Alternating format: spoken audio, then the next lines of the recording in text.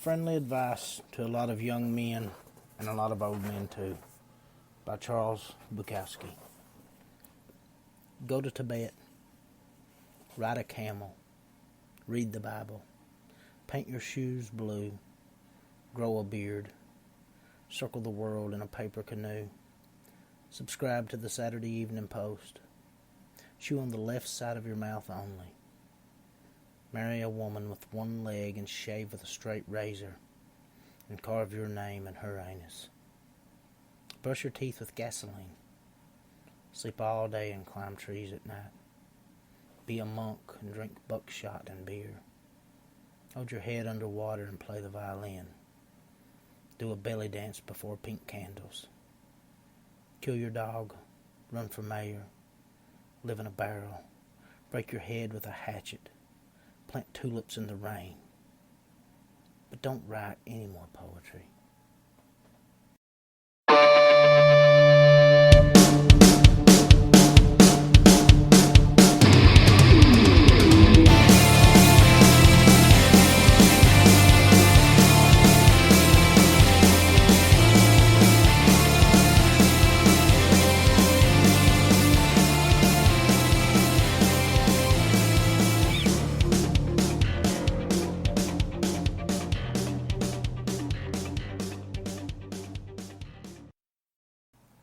Charles Bukowski is an interesting poet, almost a reluctant poet, someone who feels the urge to be a poet, but also wants to rally against the absurdity of the value of someone's opinion, even though a lot of people put great value in his opinion.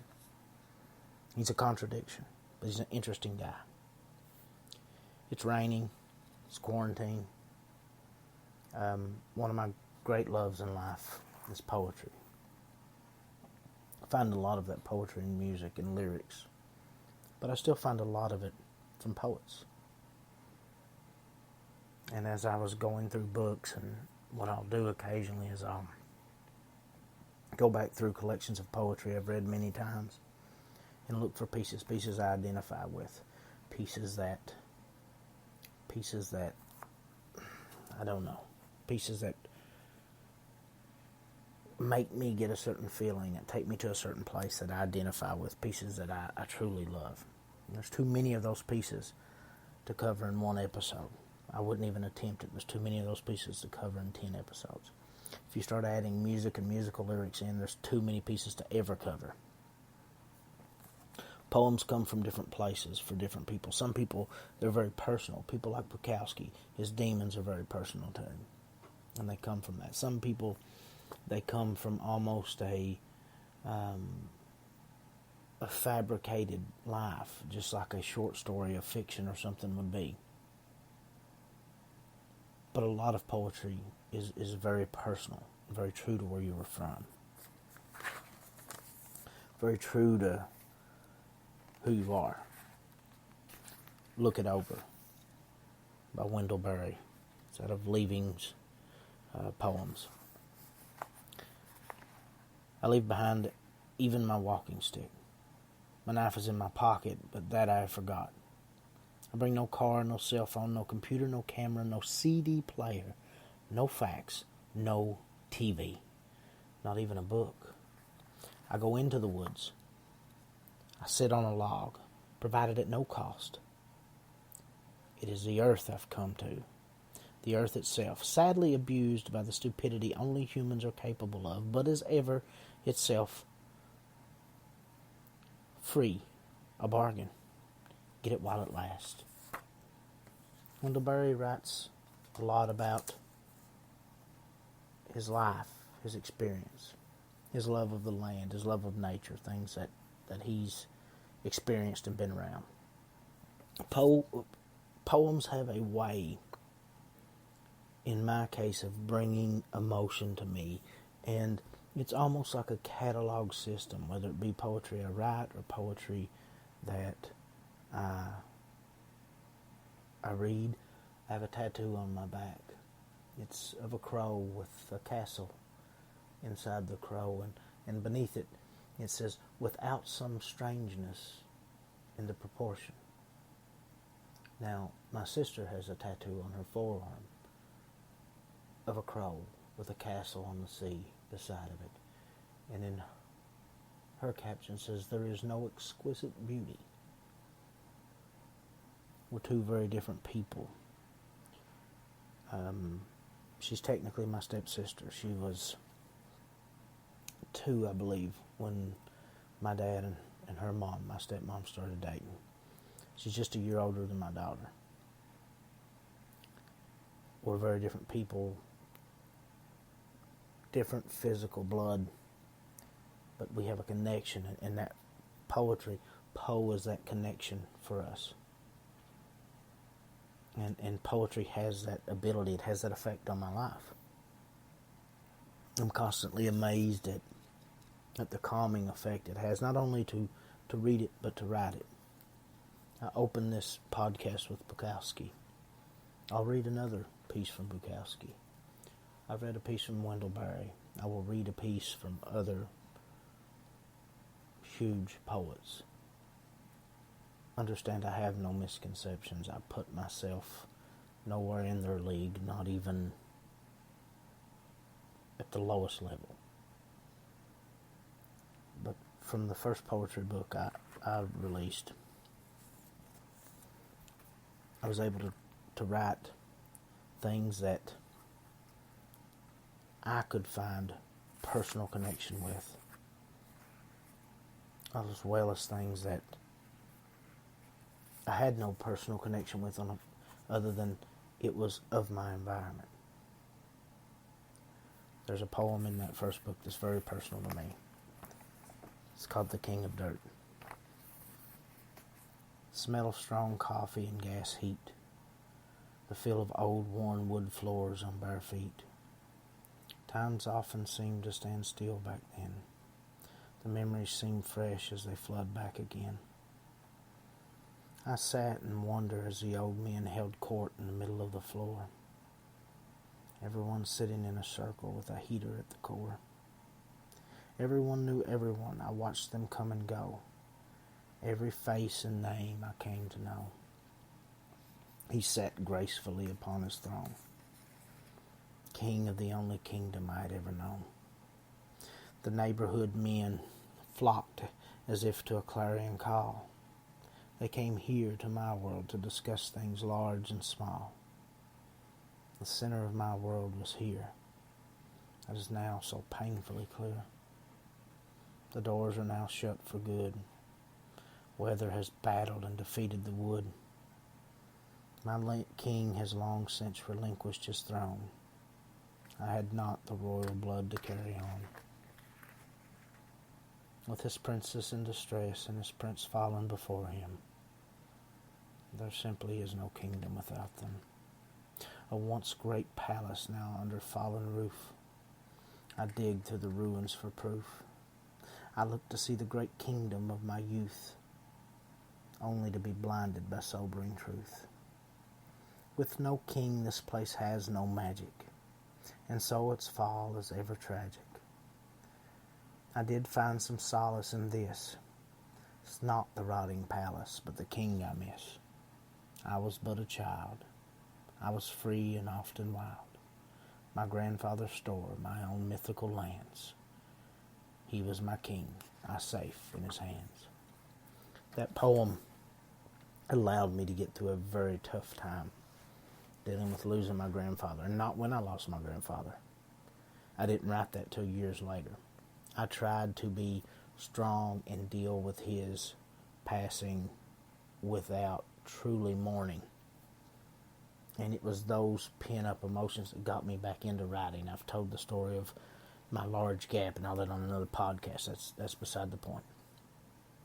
But I wrote that poem to get out something inside of me, to get out a way that I felt. The third book of mine that was ever bought overseas was bought in England. And it's obvious by the last passage, it's about my grandfather. But still, I got an email from a guy. I'm 38. he was in his late 70s. And his daughter had got him the book. I don't remember the connection. They had family that had moved over here and worked in some mines over here. That's the reason for him getting the book. It was more about coal, because I think a lot of people assumed this book was completely about coal when it come out. The name of the book was Coal Kingdom, so I could see that.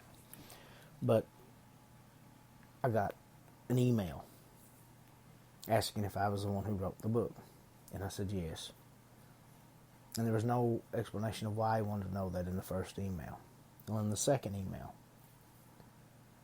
he explained to me how he had worked in a small, I forget what type of store he called it, for his father. And the store had always been there. It had been there when he was born, and it was there all the way up until he was about 19, 20 years old. By that point, he had joined the army. He was off in other lands. He come back to no store, to nothing. And it was to him not until his father had been passed for years, and he was in his late 50s, or before he realized the impact that those memories from that one place and that one person, what they had on him. And the building had been torn down, and he asked me if this building was still standing, and I said, as of right now it is, but it's in bad shape and no one's going to take care of it. And he told me, go back, feel the wood, smell the smells, do everything you can one last time, because when that building's gone, as strong as the memories are, you'll always go, I wish I could smell that place one more time, feel that place one more time, touch that place one more time. As real as it is in your memories, that physical feeling is so important. And to him, my poem had touched that in him. It's not the greatest poem ever written. He never said that. He never made any remarks to if the poetry in the book was good or bad. Just that poem brought back this feeling.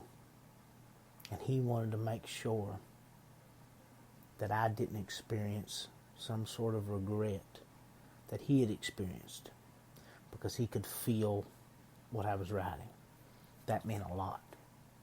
That's better than this was a great poem or this was a great book, because it was my first book and it wasn't great. And I'm done with the second one, and I don't know that it's great, but I know that it does what it needs to do for me and hopefully for other people. Hopefully someone will get out of it what I'm getting out of it.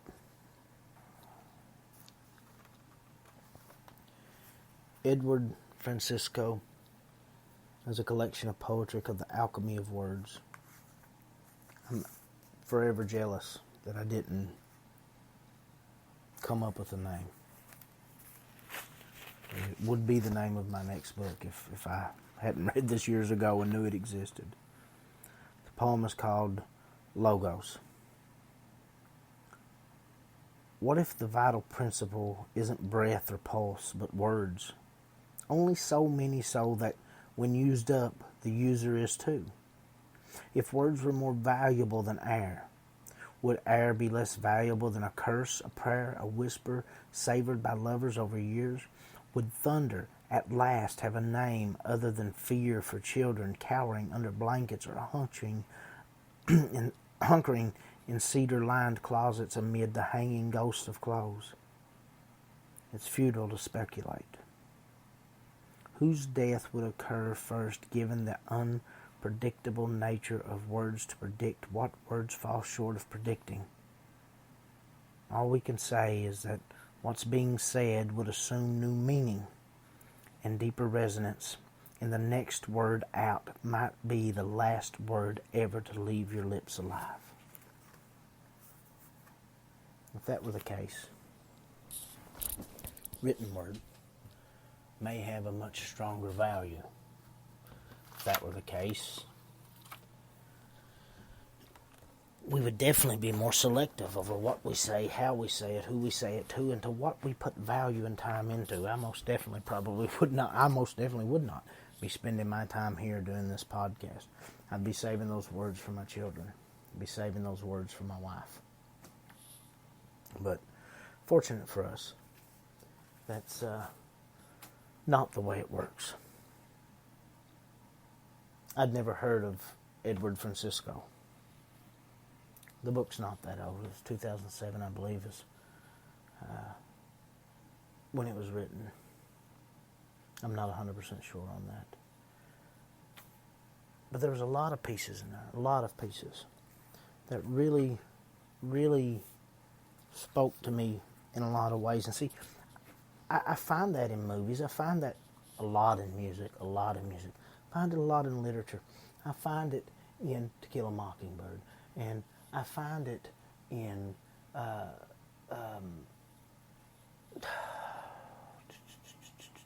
Animal Farm. I find it in Catcher in the Rye. I find it. But a lot of times, it's not the same experience that poetry can bring. See, I find it in my own poetry when I write. I find it in my thoughts when I think. I find it when I debate myself, something I do often. But there's things that poetry can just do that, I don't know, I can't replicate as easily with other things. Poetry has the ability to have a cause and effect kind of situation with my thought process. I can read a poetry piece and regardless of what it's about, find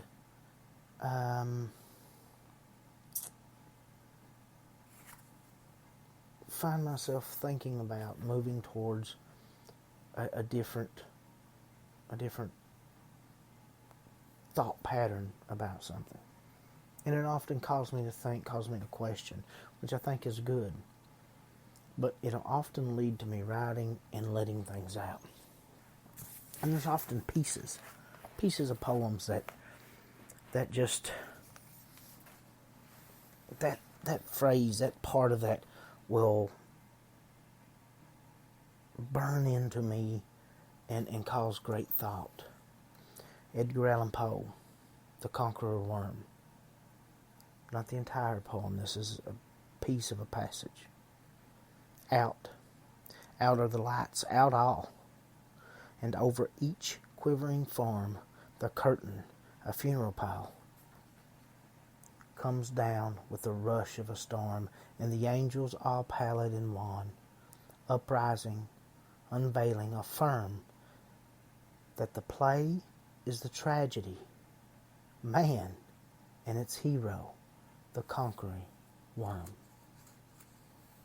There's something about that. I don't know what it is. But there's something about it that triggers an emotion, a flood, a thought process in me. Now, I will admit, oftentimes, and it may be the thing with Poe, I am somewhat driven towards the more macabre, the darker, the more dystopian, the more negative image, but it reflects the opposite in me. It reflects light. It reflects a belief in good, and maybe it's seeing that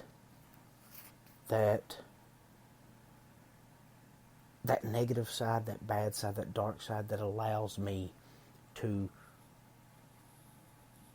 counter with the good, to counter with the great. I don't know. But I feel that I'm drawn to the dark, and it somehow reflects the light. I like that. It's that pull to a darker side that feeds my attraction to a lighter side. And I don't, it's not necessarily going to be the same for everyone, but for whatever reason that works for me. Edgar Allan Poe, silence. There are some qualities, some incorporate things that have a double life, which thus is made a type of that twin entity which springs from matter and light, evidenced in solid and shade. There is a twofold silence, sea and shore, body and soul. One dwells in lonely places, newly with grass old or green, some solemn graces, some human memories and tearful lore. Render him terrorless, his name's no more. He is the corporate silence, dread him out. No power hath he of evil in himself. But should some urgent fate, untimely lot, bring thee to meet his shadow, nameless elf that haunteth the lone regions of where hath trod no foot of man, commend thyself to God. Poe has a weird way. He's unique. I've always loved Poe. I don't know why. I think in the mountains where I'm from, poetry is a different beast because we've had a different experience. It's like the English poets had a different experience from the early American poets who had a different experience from people like Bukowski and these beatniks. Even not just poetry writers, but Salinger and people like that. They had a different experience than I'll have. Jack Kerouac had a different experience than I'll have. But mountain people had a different experience than other writers had. I found a book in the classic reprint series. It's called Kinfolk's Kentucky Mountain Rhymes by Ann Cobb, Forgotten Books. There's some old books, old poetry in this book. I live in Knott County, Kentucky. I lived in a place called Pine Top. The creek that ran up it was Carr Creek. Upper Carr is what they called us. Above me, myself. There's a poem in here called Up Carr Creek. Now understand, I'm going to say car different. I'm going to say Kyar. It's spelled that way, enunciated that way. I'm assuming that's how it's spelled phonetically in the poem, even though it's not in the title. I've heard much older people refer to it as Kyar, so I'm assuming that's the need for it being in that. And again, this is a very old poem. The ways of the world are coming up Kyar. Biled shirts and neckties. Billed shirts and neckties. Powdered pots and veils. Pies and fotched on liquor. Doctors, pills, and ales.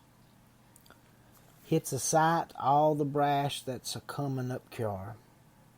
The ways of the mountains are passing up Kyar. Moonshine steals and manhood. Gear to weave and spin.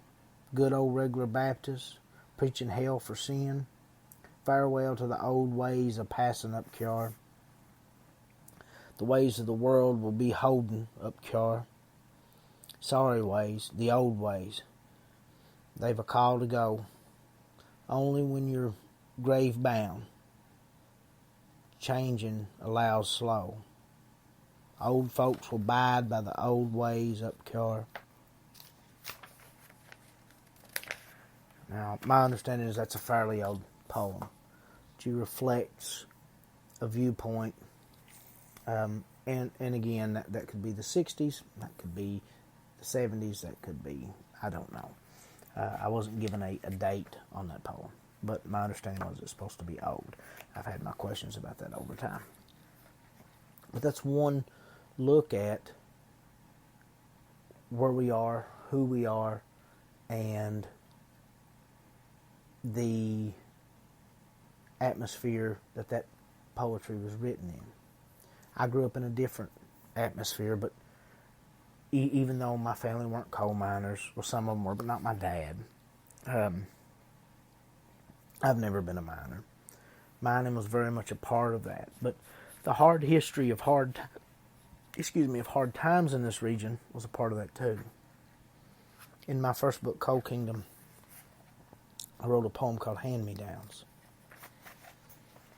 They so often lived with empty stomach and broken heart, slaves to the company store from the start, worked like a bank mule hooked to a heavy cart, property of coal kings and the empire they own, worked to grow the master's fortune and pad his throne, worked until all life and hope was gone.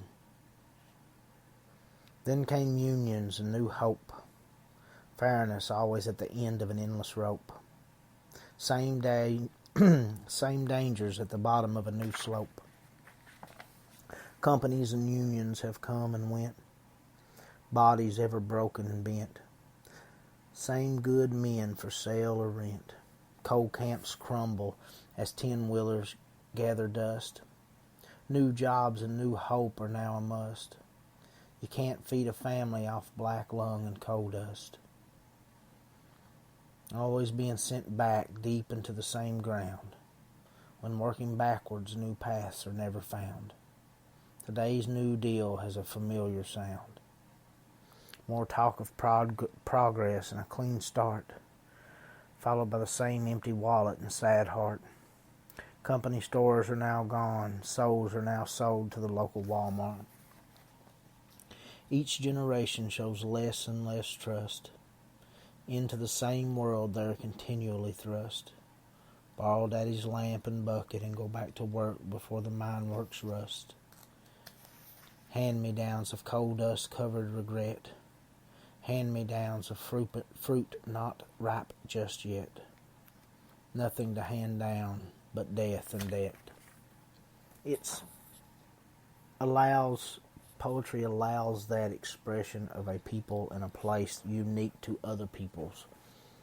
People from New York may not know that same, they definitely don't know that same experience, that same feeling. Even though I've not experienced everything in that, I've been in that atmosphere and I've been in that place where that happens, and poetry allows for mountain poets to get that out and to push that forward. It doesn't mean that mountain poets have to be restricted to that. There's very little of that type of stuff in the newer book, but there are kind of other issues that we deal with. We are a collective. We're humanity first, and a lot of those issues are common issues, and we find that in poetry. More so maybe than other works. But it also allows for unique situations and people with unique backgrounds to uniquely express that and make it palatable for people who have no frame of reference when it comes to that. I'll never understand black urban inner city life, but maybe through poetry, I have through poetry been able to understand facets of that I don't understand. I don't understand the Holocaust, but through poetry I've been able to kind of see glimpses of that. There's things that I've not experienced myself and don't understand on a first-hand basis, but poetry for me is often the thing that's able to come in and give me that experience. And I hope that my poetry may be able to do that for other people. There's a very personal side to poetry. That first poem I read of mine was very personal. This one was very personal in regards to the area and region I'm from. T.S. Eliot, The Wasteland. The Burial of the Dead. April is the cruelest month, breeding lilacs out of the dead land, mixing memory and desire, stirring dull roots with spring rain.